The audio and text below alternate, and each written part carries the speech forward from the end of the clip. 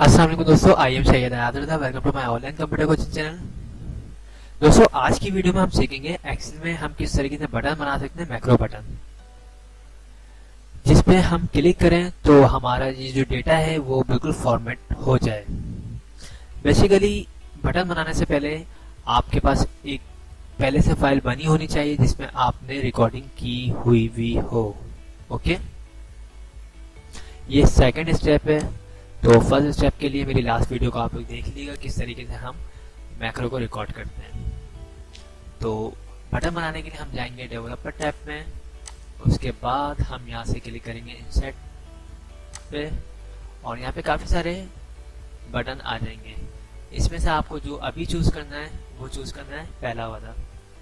इसी तरह यहाँ पे भी एक दिखाया जा रहा है, लेकिन आपको इसको इग्नोर करना है और सिर्फ पहले वाले पे क्लिक करना है। और जैसे ही आप क्लिक करते हैं तो आपके पास पावर आ जाएगा बटन बनाने का।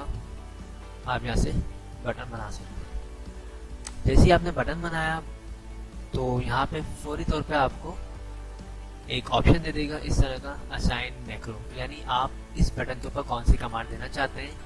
तो आपने बोला टेस्ट वन पे मैंने कौन सी कमांड दी है कि मेरा सारा काम फॉर्मेटेड हो जाए।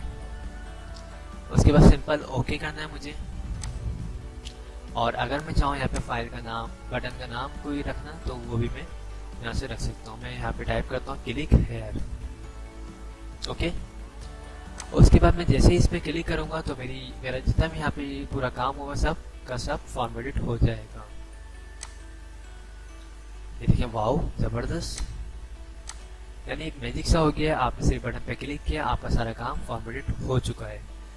और अगर आप इस बटन को डिलीट करना चाहें तो आप राइट क्लिक करके यहाँ से कट भी कर सकते हैं। ओके, तो बटन बनाने से पहले मैं आपको दोबारा बोल रहा हूँ, मेरी लास्ट वीडियो ज़रूर देखिएगा ताकि आप पहले किस तरीके से रिकॉर्ड करते हैं ये सीख लें।